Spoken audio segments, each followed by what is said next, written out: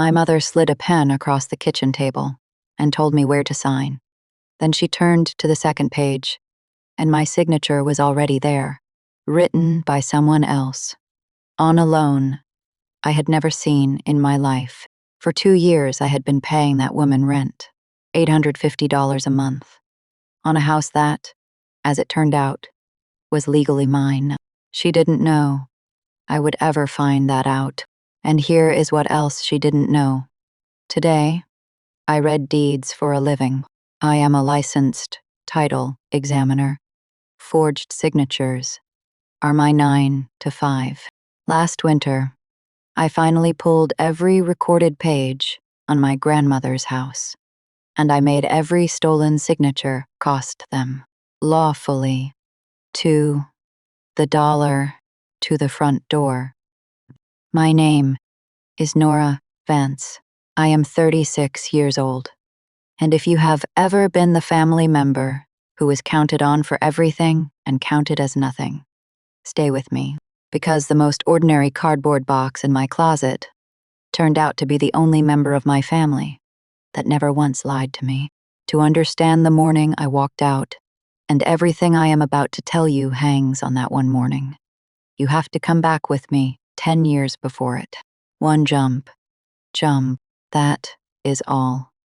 After this, we move forward together, straight through to the day I laid 4 pieces of paper on that same kitchen table and watched my mother's face change. 10 years before the morning I walked out, I was 19, and my grandmother Esther called me over to her house on Delray Street. It was a small brick house on the east side of Columbus, with a porch light she never turned off. Not once, in all the years I knew her, she said, a porch light was a promise. It meant somebody in that house was still expecting you. That afternoon, she sat me down at her kitchen table, the one with the burn mark shaped like a comma, and she handed me a shoebox, an actual shoebox, faded blue, the lid soft at the corners, a rubber band around the middle. It smelled like the lavender sachets she kept in every drawer she owned. Keepsakes, she said, photographs, a few papers, boring old woman things. Then she held my wrist, and her voice dropped, and she said the sentence I didn't understand for another decade. Keep this somewhere your mother doesn't clean. I laughed. She didn't. I took the box home, put it on the top shelf of my closet, and I am ashamed to tell you how long it stayed there with the rubber band untouched. Remember? The shoebox. It matters more than anything else in this story. Now, my family, Ambulai. Let me introduce the system I grew up inside, because that is what it was. Not a monster. A system. Calm, organized, and always reasonable. My mother, Carol, ran that system from the kitchen table. She kept a spiral ledger with a blue cover, and every dollar in our family moved through her hands and her handwriting. She never raised her voice in my entire childhood. She didn't need to. She had a phrase instead, and she used it the way other people use a period. At the end of a sentence, we keep it in the family. Money troubles. We keep it in the family. My brother's failures. We keep it in the family. Questions about grandma's finances. Nora, honey, we keep it in the family. My father worked second shift at a parts warehouse for 30 years and came home too tired to referee anything. He wasn't cruel. He was absent while present, if you know what I mean. A man who thought staying quiet was the same as staying neutral. And then there was my younger brother, Dean. Dean was the sun in my mother's sky. Dean had ideas. Dean had ventures. Dean had, at various points, a landscaping business, a sneaker resale operation, and a plan to flip cars that ended with 2 cars that would not start parked in my parents' side yard. Every one of those ideas cost money. And in our family, money had a source, and the source had a name. And the name, 2 years after Grandma gave me that shoebox. So 8 years before the morning, I walked out. My mother started what she called the family fund. I was 21, working full-time at a mortgage servicing call center. My first real paycheck. She sat me down, put her hand flat on the blue ledger, and explained that families who make it are families who pool. $500 a month, she said. Everyone gives what they can. We keep it in the family. Here is what everyone meant in practice. I gave $500 a month. Dean gave enthusiasm. My father gave silence, and my mother gave out the money. To Dean, if you've ever been the responsible one in a family like this, you already know the physics of it. Money flows toward whoever is loudest about needing it, and away from whoever is quietest about earning it. I was quiet. I was so quiet. I want to give you the numbers once, cleanly, because I kept them the whole time. I am my mother's daughter in one way at least. And it is this one, $500 a month.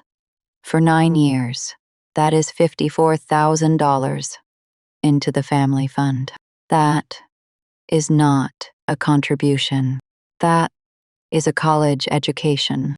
That is a paid-off car every 18 months for a decade, handed across a kitchen table because a woman with a blue ledger said family, and I would have kept paying it forever. That is the part that scares me now. I would have kept paying it forever if it weren't for what happened to the house on Delray Street. Stay with me here, because this next part is where the machine under the floorboards starts to show. 2 years before the morning, I walked out. My grandmother Esther died. She was 84.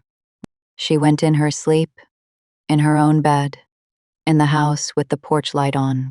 The ambulance came at 6 in the morning, and by noon my mother was already, in her words, handling things. The funeral was small and correct. My mother wore gray and accepted casseroles. And at the reception, in my grandmother's own living room, a cousin asked the question out loud that I had been too well trained to ask. Was there a will? My mother didn't blink. She smoothed the tablecloth with one hand and said, "Everything's taken care of. The house passed to the family. Passed to the family." Notice the shape of that sentence. No names. No documents. A house doesn't pass to a fog. A house passes to a person on a page with a signature. But I was 34 years old, and I had spent 3 decades being taught that asking Carol Vance a follow-up question was a form of violence. So I nodded. Everyone nodded, and the house passed to the family, which meant it passed to my mother, which meant nobody ever saw a single piece of paper. Hold on to that. No paper was ever shown in 2 years of that house belonging to the family. Not one document ever touched daylight. A month after the funeral, my mother came to me with an offer, and she presented it like a kindness. My apartment lease was ending. Grandma's house was sitting empty. Why should I pay some landlord when I could pay the family? $850 a month. She said, below market. We keep it in the family. I moved into my grandmother's house. That spring, I slept in the small bedroom because sleeping in Grandma's room felt wrong. I fixed the gutter myself. I paid for a plumber out of my own pocket when the water heater failed, because when I mentioned it, my mother said, "You are the one living there, honey." And on the 1st of every month, I transferred $850 to my mother's account, on top of the $500 for the fund. Do that math with me. No, actually, don't. Let me do it for you. Because I've done it enough times for both of us. $850 a month. For 24 months. $20,400 in rent. Add the family fund, and by the morning I walked out. I had handed my mother a little over $74,000 across the years. 74,000. That was more than 2 years of my take-home pay. At the time, I earned it in a headset, in a cubicle, one collections call at a time, and I mailed it into a fog called family. One incident from those rent years, so you can see the pattern with your own eyes, instead of taking my word for it. 18 months before the morning I walked out, in the dead of January, the furnace in the Delray Street house quit at 2 in the morning. I woke up able to see my own breath. I called my mother at 8. She was, after all, my landlord, and she listened with great sympathy and then said, "Honey, call someone today before the pipes go. You are the one living there." The repair was $1,300. I paid it. On the 1st of February, 4 days later, she texted me a gentle reminder that rent was due, and I paid that too, in full, on time, like I always did. Landlord, when the money flowed in, family when the money flowed out. That is not a mother managing a house. That is a toll booth with a casserole dish and the porch light. I kept it on every night. How'd I told myself it was for Grandma. Some habits are just grief, wearing a disguise. Now, 1 year before the morning I walked out, 2 small things happened that I noticed and did not understand. I am telling you about them now, because this is where the seeds go in the ground. You'll see them again. The first thing. I came to Sunday dinner at my parents' place, and there was a woman at the kitchen table I half recognized from my mother's church. Sturdy handbag, reading glasses on a chain. On the table in front of her sat a small metal press, the kind that crimps a raised seal into paper. She was a notary. That is a person the state licenses to witness signatures, to stamp a document and swear you were really in the room when you signed it. My mother introduced her as a dear friend, and the woman packed the little press into her handbag like it was a sandwich. And nobody explained what a notary was doing at Sunday dinner. And I did not ask. Of course, I did not ask. The second thing. That fall, a thick envelope came to the Delray Street house, addressed to me, not to Esther, not to Carol, to me, Nora Vance, from a bank I had never once done business with. Before I'd even finished turning it over in my hands, my mother, who had a key, who always had a key, took it off the counter and said, "That is junk. Honey, they send those to everyone. I'll shred it with the ledger stuff." She took my mail from my kitchen, and I let her, because letting her was a reflex older than my signature. If you have ever watched a moment like that go by, a moment your gut flagged and your training overruled, write the word invisible in the comments. Just that one word. I read every comment on these videos, and I want to know how many of us were trained the same way. 8 months before the morning I walked out, Dean's world got suddenly, visibly better. New pickup truck, a trailer, commercial kitchen equipment, still in the plastic. He was starting a food truck. Real this time, he said. Serious this time. And at Sunday dinner, my mother glowed like a lamp and said the family had made an investment. I remember asking, mildly, where an investment like that comes from. And I remember my mother looking at me. Not angry, never angry, just disappointed, which in her hands was a sharper tool, and saying, "It comes from family, Nora. Same place your roof comes from. Same place your roof comes from." I chewed on that sentence for days and couldn't find the bones in it. You already know what it meant. I didn't. Not yet. Which brings us to the morning. The 0 point. The one everything else in this story is measured from. It was a Tuesday in March, 7 years ago. I know it was 7:15 in the morning because my shift started at 8:30, and my mother had asked me to come by before work. Just for a minute, family thing. The kitchen smelled like burnt coffee. My father was already gone, or already hiding. I've never been sure which. Dean sat at the table with his hat on backwards, jiggling his knee. And in front of my chair, the same chair I'd sat in for 35 years of instructions, there was a manila folder, squared up neat, with a pen laid across it at a diagonal. My mother poured me coffee I hadn't asked for, and said Dean's food truck needed a second loan to get through the summer.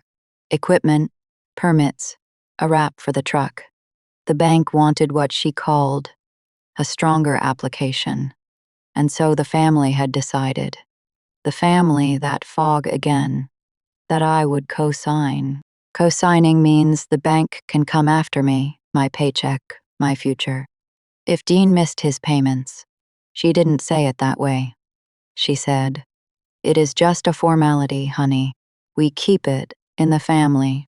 I opened the folder, and I want to be precise now, because precision is the whole point of me. The first page was a loan application, with my name printed on it, Nora J. Hay Vance, Affatone. My date of birth, correct. My employer, correct. My income, inflated by about a third, but listed. Someone had filled out my life, like a form. Then I turned to the second page, the signature page, and there were 2 lines. Dean's line, blank, and my line, not blank. My signature was on it. My actual signature, the loop on the N, the flat little dash I use to cross the V's. Except I had never held that page in my life, and below the signatures, already pressed into the paper, was a raised notary seal, the stamp that swears to God and the state of Ohio that I was in the room, dated the previous Thursday, a Thursday I had spent at work, in a cubicle, on recorded phone lines, 40 minutes away. I sat there with my thumb on that raised seal, feeling the little ridges of it, and the strangest thing happened. I didn't get hot. I got cold. Everything in me went very slow and very quiet, like the moment a machine finally shows you its gears. And in that cold quiet, 3 thoughts arrived in order, like train cars. First, this is not the first document. Second, the envelope from the bank last fall was not junk. Third, Grandma told me to keep the shoebox somewhere my mother doesn't clean. My mother was still talking, something about interest rates. I looked up at her. She must have seen something in my face because she stopped mid-sentence. And for one flickering second, one frame of film, Carol Vance looked uncertain. First time in my life. "I forgot something at home," I said. My voice came out level. To this day, I don't know how. I'll come back. I did not go back. I drove to Delray Street with my hands at 10 and 2, like a driving exam, walked into my grandmother's house, and took the shoebox down off the closet shelf. Then, I packed 1 suitcase, clothes, laptop, my documents folder, the birth certificate, the passport, the things a person needs to prove she is herself, and doesn't think about until someone else starts proving it for her. I left the furniture. I left the casserole dishes my mother had planted in that kitchen like flags. At the door, out of 10 years of habit, I reached for the porch light switch to turn it off, and I couldn't do it. I left it on. Somebody in that house was still expecting me. I just didn't know yet that the somebody was me. I texted my mother 1 sentence from a parking lot. "I will not be co-signing, and I need some time." Then, I turned my phone face down and let it fill up with her name. Now, I told you the opening of this story ends with me reading deeds for a living. And here is where that road starts, in the least glamorous place imaginable. I needed a job that wasn't a headset, and I needed it fast, because I had walked out of the call center's commission structure, and my savings were, let's be honest, a rounding error after a decade of family fund. The county recorder's office was hiring a records clerk. The recorder's office is the building where every deed, every mortgage, every lien in the county goes to be stamped, scanned, and remembered forever. Government pay, government hours, and a job description. That was essentially file paper, retrieve paper, respect paper. That is where I met Gail. Gail had worked the counter at the recorder's office for 26 years. She wore cardigans in July, kept butterscotch candies in a chipped mug, and could find a 1974 easement faster than the search terminal could.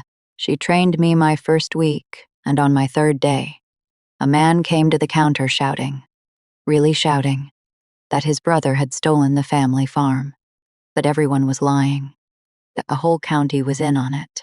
Gail didn't flinch. She pulled the parcel's file, laid the chain of documents out on the counter in date order, tapped each one with a butterscotch, scented finger, and let the pages talk. The man went quiet. Halfway through, the paper said, his brother was right. After he left, Gail looked at me over her glasses and said the sentence I will carry for the rest of my life. Paper doesn't love anybody. Honey, that is why it never lies. People lie. Paper just waits. I went home to my little rented studio that night, and I looked at the shoebox on the counter, and I did not open it. You are yelling at me through the screen. Right now, I know, but understand where I was. I was 1 week out of that kitchen. I knew that whatever was under that lid, my grandmother had hidden it from my mother on purpose, and I knew that once I looked, there would be no more not knowing, no more maybe. It is. Nothing. I wasn't ready to lose the fog. The fog was all the family I had. So instead, I got competent. If the paper was going to talk to me eventually, I decided I would be fluent when it did. But I moved that box with me through 2 apartments, always to the same spot. Top shelf, left side, somewhere a mother with a key would never think to clean. And some nights, folding laundry, I'd catch the ghost of lavender off that shelf and feel my grandmother's hand on my wrist all over again. I wasn't ready to open it. I was ready to become the kind of woman who could let me give you the rebuild the way it actually felt. Fast, dim, and mostly unremarkable, like a highway at night. 2 years at the recorder's counter, learning the skeleton of every document that can touch a house. What a warranty deed is. The strong kind of deed, where the seller guarantees they truly own what they're selling. What a quitclaim deed is, the weak, quick kind, where a person transfers whatever they happen to own, no promises. The deed of choice for families, divorces, and frauds. I learned to read notary blocks the way a pharmacist reads prescriptions. I learned that every notary's license, their commission, has an expiration date, and that the state keeps a public database of all of them, and that forgers almost never check it. Then a title company across the street poached me. Title examiners are the people who, before a house is sold or mortgaged, read its entire recorded history, the chain of title, every owner to every owner, link by link, and certify that the chain is clean. It is detective work with no corpses, and I was. It turned out unsettlingly good at it. I studied nights for the licensing exam at a laminate table in my studio. Flashcards on one side, microwave dinner on the other, and the evening I passed, the only person I called was Gail. She answered on the second ring, listened to me say it out loud for the first time. I am a licensed title examiner, and said, well, now the paper works for you, honey. I got promoted at 2 years, promoted again at 4, somewhere in there. I stopped flinching when my phone lit up. 4 more years like that compressed here into one breath, because you don't need my errands. You need my transformation. The girl who couldn't ask her mother a follow-up question became a woman whose entire job was follow-up questions. In writing, with the state seal on the answers. In all that time, 6 years, I saw my family almost never. My mother's calls came in seasons. Sugar in spring, guilt by Christmas. Dean's food truck, I heard through a cousin, had gotten its loan some other way, and then quietly failed. My father sent birthday cards, signed by both of them, in my mother's handwriting, and the house on Delray Street sat there, in the fog, with tenants in it now. My mother was renting my grandmother's house to strangers, and the family fund had died the day its only donor left the table. Here is the promise I made you at the start. No accidents, no lucky glitches. What broke this open was not a coincidence. It was a decision on an ordinary Thursday in January, 18 months ago. A new hire at my company, nervous kid, brought me a file to review and apologized for the mess of it. A family property, he said. A grandmother's house. Siblings fighting. 3 deeds in 5 years. And laying his exhibits out in date order, tapping each page like Gail taught me. I heard my own voice explain to him. The paper always knows. People lie. Paper just waits. I went home. I stood in my closet. And I finally took the rubber band off the shoebox. Photographs on top. Just like she said. Me, gap-toothed, on the Delray Street porch. My grandfather, who I never met, leaning on a Buick. Lavender sachets. Gone to dust. A church program. And at the bottom, flat and squared, a single folded document on heavy paper. A warranty deed. The strong, kind, grantor, Esther M. Kowalski. My grandmother, grantee, Nora J. Vance. My grandmother had deeded me her house, signed in ink, gone slightly brown. Witnessed. Notarized, a real notary block, a bank officer, dated the same week. She handed me the shoebox. 10 years before the morning, I walked out. She had signed her house over to her 19-year-old granddaughter, put the deed in a shoebox that smelled like lavender, and told me to keep it somewhere my mother doesn't clean. She had never recorded it, never took it to the counter where I would one day work, never had it stamped into the county's memory. Maybe she meant to. Maybe she knew exactly what recording it would ignite at her own kitchen table, and decided to hand me the match instead of striking it herself. I'll never get to ask. But here's the thing I knew. Sitting on my closet floor, that 19-year-old me could never have known. In Ohio, a deed doesn't need to be recorded to be real. It needs to be signed, and it needs to be delivered. Placed into the new owner's hands with intent. Recording just announces it to the world. She signed it. She delivered it. Into my hands, at her kitchen table, with a sentence for a bow. The shoebox deed. That is what I've called it ever since. The first of the 3 documents this whole reckoning stands on. Paper doesn't love anybody. Don't. But I am telling you, that page came close. The next morning, I did the most natural thing in the world for a woman in my job. I pulled the recorded chain of title on the Delray Street parcel. Public records. Anyone can do it. It is the entire reason recording exists. I had simply never let myself look. You can be a locksmith and still not open a certain door for 6 years.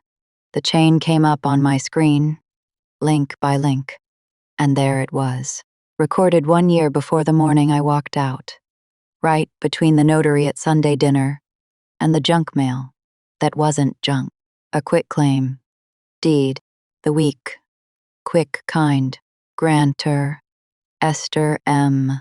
Kowalski, grantee, Carol A. Vance. I been transferring my grandmother's house to my mother, dated 2 months before my grandmother died. Recorded 14 months after she died. I want you to feel the problem in that gap. The way I felt it. A dying 84-year-old woman supposedly signs her house away, and then the deed sits in a drawer for over a year. Through her death, through her funeral, through the house passed to the family, and only crawls to the courthouse once the granddaughter is safely paying rent. Paper just waits, but honest paper doesn't hide first. I ordered the high-resolution scan and put my grandmother's real signature from the shoebox deed, from her old letters, beside the signature on that quitclaim. I do this for a living, so let me show you what I saw, because it takes 30 seconds to teach, and my mother never learned it. A real signature is a habit, not a drawing. It is fast. It is careless in the same places every time, and it degrades the same way. Esther's got shackier every year, but it got shuckier in her pattern. The K in Kowalski was wrong. Esther's K kicked its back leg out like a dancer. This K stood at attention. The pressure was even from first letter to last. No one signs their own name that carefully. The whole thing was drawn, not written. The way you write when you are copying, not signing. And one more detail, the one that still sits under my skin. Whoever practiced that name had a good model to copy from. A lifetime of birthday cards, a drawer full of phone bill envelopes. Remember, the envelopes, they come back. And then, the notary block. The seal on that quitclaim deed belonged to a name I recognized. Before I even finished reading it, my mother's dear friend from church. Sturdy handbag, little metal press at Sunday dinner. I opened the state's public notary database in the next tab, typed her name, and read the line I had somehow known was coming since I was 35 years old and cold in my mother's kitchen. Her commission had expired 11 months before the date stamped on that deed. On the day she supposedly witnessed my dying grandmother sign away her house, that woman had no more legal authority to notarize a document than the handbag did. The ghost deed. Document 2 of 3. A forged signature, sworn to by a dead license. I made it to the parking garage before it hit me. Level 3. My own front seat, engine off, and I cried.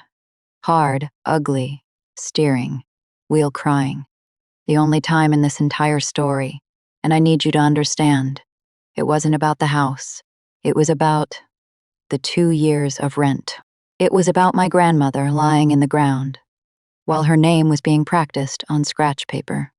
It was about being the kind of daughter who hands over her mail.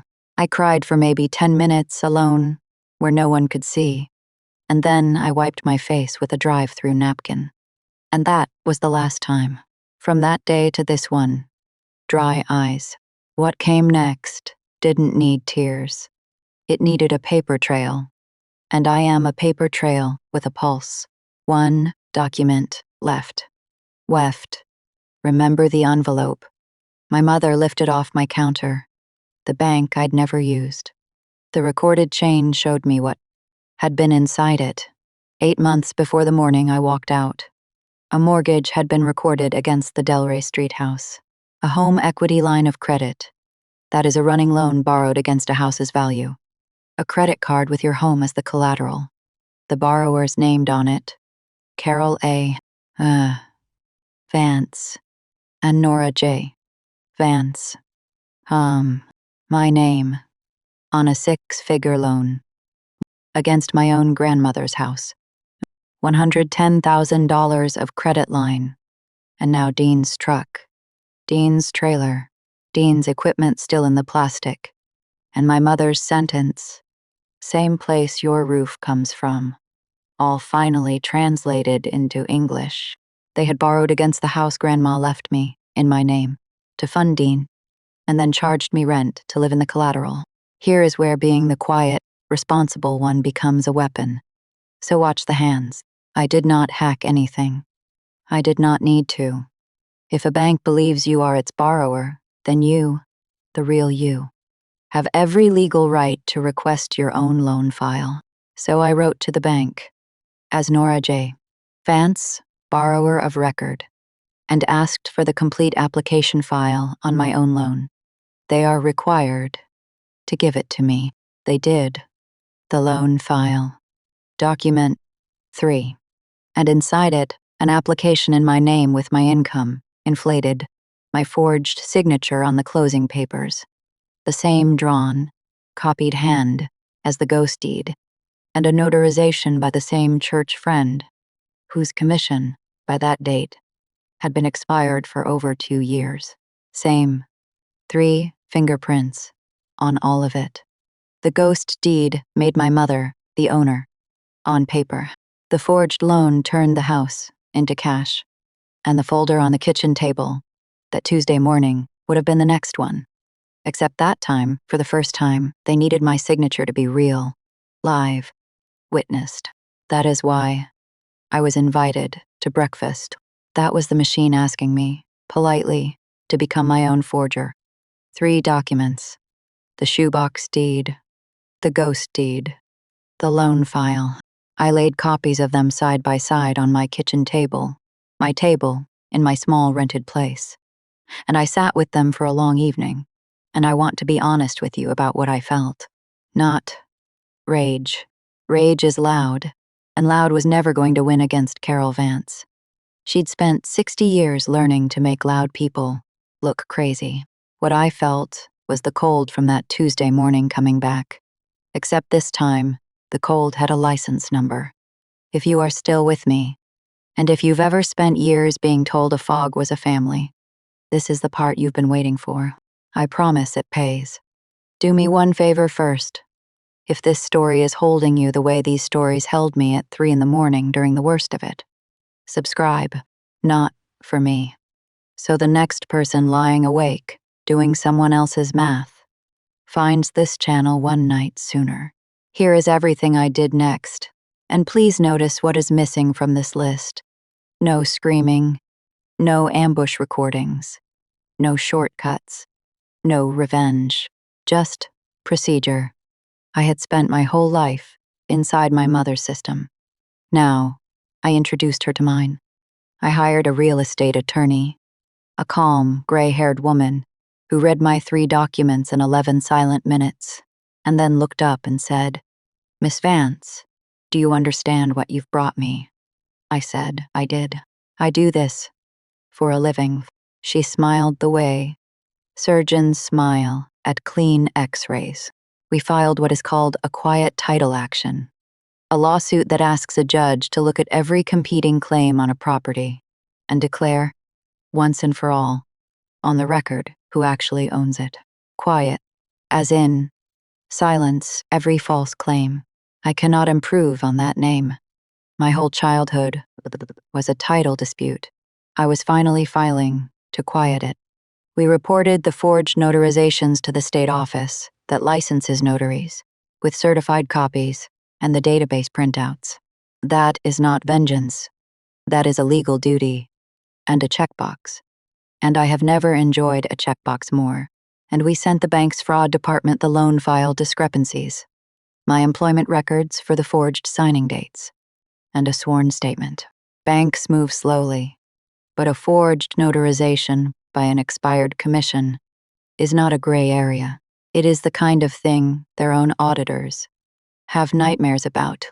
Then, with everything filed, stamped, and safely beyond reach, only then, I called my mother and told her I'd like to come to Sunday dinner. You should have heard her voice bloom. 6 years of guilt season voicemails, and the prodigal daughter calls home. She made a roast. I arrived at 2 in the afternoon, with a folder of my own. Manila. Squared up, neat. I set it on the kitchen table in front of my chair, and I laid a pen across it at a diagonal. And if you think that detail was an accident, then hello. It is nice to have you here for your first video. Dean was there. My father was there, hands around a coffee cup like it might escape. My mother served the roast and talked about the neighbors and waited for me to apologize for 6 years. And when the plates were cleared, I opened my folder and I spoke the way I write title opinions. Numbered. Flat. No. Adjectives. 1. I set down the shoebox deed. 10 years before I left, Grandma Esther deeded her house to me. Signed. Notarized. Delivered. This is a certified copy. The original is with my attorney, and as of last month, it is recorded with the county. The Delray Street house has been legally mine since I was 19 years old. Silence. My mother reached for the page. I let her. Certified copies are wonderful like that. Touch it all you want. 2. The ghost deed. 1 year before I left, a quitclaim deed was recorded transferring that same house from Grandma to you. Grandma's signature on it is forged.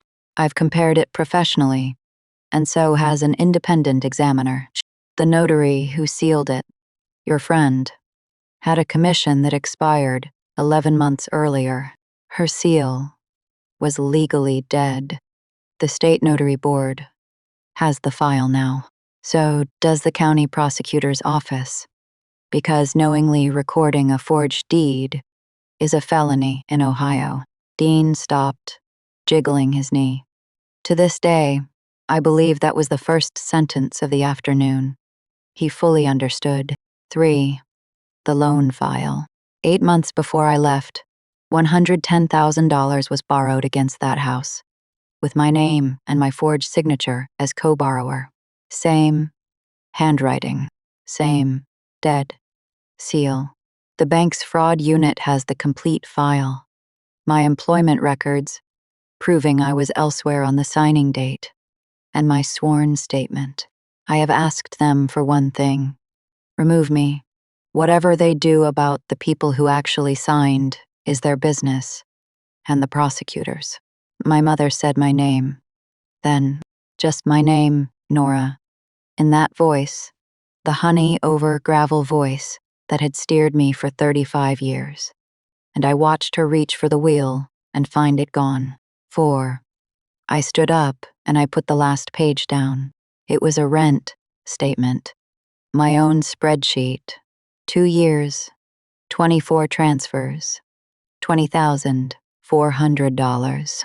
This is the rent I paid you to live in my own house. My attorney says it is recoverable in the quiet title case, along with the rent you've been collecting from the tenant since. I am not asking you for it today.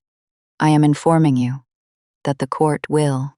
And then my mother did the thing I had been waiting my whole life to see her do without knowing it. She got loud. Carol Vance, who never once raised her voice at me, stood up at her own kitchen table and shouted that I was destroying this family over paperwork, that Grandma had wanted the house shared, that everything. I picked up my folder, and I gave her back her own sentence, the way you return a tool to the person it belongs to. You are right, Mom. We keep it in the family. Grandma just got to pick which part. My father followed me out to the porch. I braced for the plea. It didn't come. He stood there, an old man in a warehouse jacket, and he looked at his shoes and said, I saw her practicing the writing on the phone. Bill, envelopes. I told myself it was crosswords. Then he looked up at me, and his eyes were wet, and mine were not. It wasn't crosswords. Was it? No, Dad, it wasn't crosswords. He nodded, like a man signing something. I left him on the porch. Not every consequence in this story is one I engineered. Some of them just fell due. Now, the part you actually came for, what it cost them. Flat facts. In the order they landed. 14 weeks later, the quiet title case ended the only way an authentic senior deed against a forged junior deed can end. My mother's attorney tried exactly one argument, that the shoebox deed was never delivered, that Grandma never truly meant to hand the house over.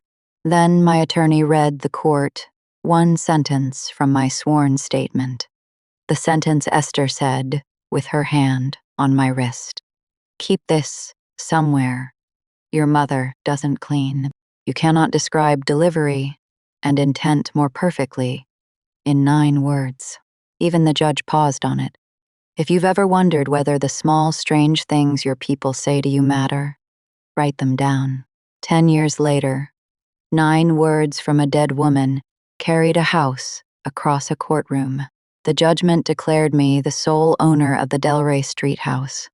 Retroactively, from the day Grandma pressed the shoebox into my hands, the ghost deed was declared void, stripped out of the chain of title, like a bad splice, on paper, and paper is the only place it ever mattered.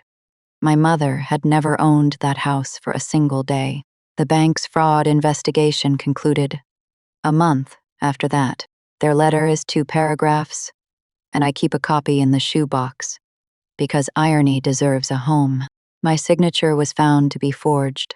My name was removed from the loan. The full $110,000 balance was reassigned solely to the borrower, whose signature was genuine, Carol A. Vance, Idaho, and because the collateral, the house, was no longer hers to secure anything with, the bank did what banks do to 6-figure debts that suddenly have no house under them. They demanded it. All of it. My mother, at 66, on my father's warehouse pension, now owes a bank $110,000. Unsecured, for money that went into a food truck that died before I ever opened the shoebox. The notary lost her commission permanently and was fined by the state. Her file went to the prosecutor, alongside my mother's. I am told my mother's attorney.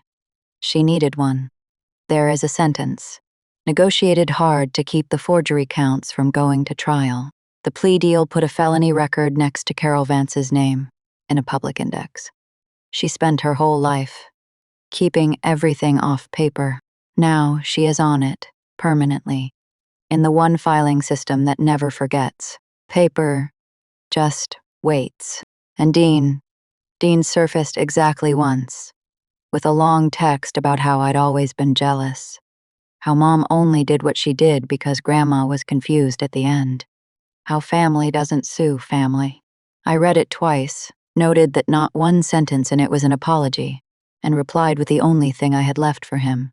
The bank has a hardship line. Tell them your co-singer says hello. He has not texted since.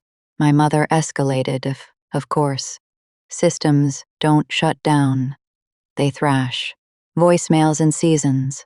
Same as always. Sugar. Then scripture. Then a Christmas card addressed to the Vance family home. Delray Street. In the spring came a letter, 4 handwritten pages. And I read every line of it once, the way you'd read a document at work, for content, not for feeling. Here is my professional summary of those 4 pages. The word sorry appears 0 times. The word forgive appears 3 times. And every single time, the person doing the forgiving was supposed to be her. She forgave me for the lawsuit. She forgave me for embarrassing her at church. She forgave me for what I had done to Dean's credit. 4 pages, and not one sentence acknowledged a signature, a seal, a deed, or a dollar. I filed it, literally. It went into a folder marked correspondence, because that is what you do with a document that may matter later, and nothing my mother produces will ever again be anything to me, but a document that may matter later. She showed up at my office. Once, stood at the reception desk of a title company, of all the buildings in Columbus, a title company, demanding to see her daughter. I came out in front of my colleagues and said one sentence. Every question you have is answered in the public record, Mom. That is what it is for. Then I went back to my desk. I am told she stood there for a while. Paper doesn't argue. Neither anymore. Do I? I moved back into the house on Delray Street in October, under a deed with my own name on it, recorded at the counter where I once worked. Gail Retired now, cardigan in July, butterscotch in her purse. Came to see it stamped. She watched the clerk press the seal, patted the page once, like you'd pat a dog, and said, "Told you." It waited. There was no reunion. I want to be straight with you about that, because these stories always tempt you with one. My mother and I do not speak. Dean and I do not speak. That is not a tragedy. That is a boundary with a court file behind it. And it holds all by itself now, which is more than I can say for anything else that family ever built. What I kept is smaller, and it is mine. My father comes by on Sunday afternoons. He brings nothing and asks for nothing. We drink coffee on the porch, mostly quiet, and one afternoon he brought a grocery bag of old photographs he'd smuggled out of my mother's albums. Grandma Esther, young, laughing on that same porch, and said, "These should live here." That is the whole thread I salvaged. It is enough. It turns out you can furnish a life with one honest person and a paid-off house. The shoebox sits on my mantel now. Same faded blue, same soft corners. I used to think of it as keepsakes. That is what she told me it was. Boring old woman things. Then for one terrible winter, I thought of it as evidence. But that is not what it is either. For 10 years, while my family kept a ledger of everything I owed them, that box sat in the dark, keeping the one record that ran the other direction.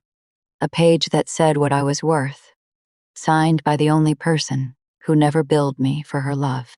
They kept accounts. She kept a deed. Both of them were records of what I was owed. Only one of them was true, and it waited, the way paper does, until I was fluent enough to read it. And every night now, in the house my grandmother handed me at a kitchen table with a burn mark shaped like a comma, I do the last thing she taught me. I turn on the porch light, not for who might come back, for the woman who finally did. The light is a promise, she told me. Somebody in this house is still expecting you. She was right. Somebody was. It just took me 17 years, one shoebox, and 3 pieces of paper to realize the somebody was me. If you've ever paid rent on a life that was already yours, comment invisible below so the rest of us know you made it out. Subscribe if you want the next story, because there is always a next story. Families like mine print them faster than any county can record them. This is Nora Vance. The chain of title is clean. The porch light is on.